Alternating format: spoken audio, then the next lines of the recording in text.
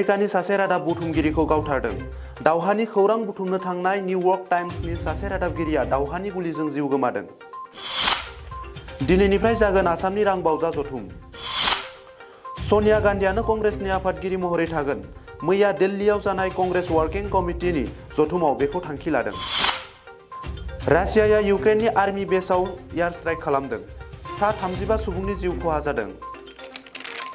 America आरो चाइनानि गेजेराव दिनै सावरायलायनाय जागोन। चाइनाजों सावरायलायनो थाखाय आमेरिका नेशनेल सिकिउरिटिनि बोसोनगिरिखौ रमसिम दैथायहरदों प्रेसिडेन्ट जो बाइडेना। आसाम स्टेट प्राइमारि टिचार एस'सिएशननि सार्भे रिपर्ट बादिब्ला आसामाव गं 314 गुदि फरायसालिफोरा फोरोंगिरि गैयालासिनो सोलिगासिनो दं।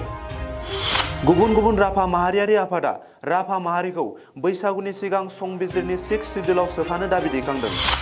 नागालेन्डनि एसेम्बलि बाजेट सेसना फैगौ 19 मार्चनिफ्राय जागायगोन आरो 24 मार्चआव जोबगोन।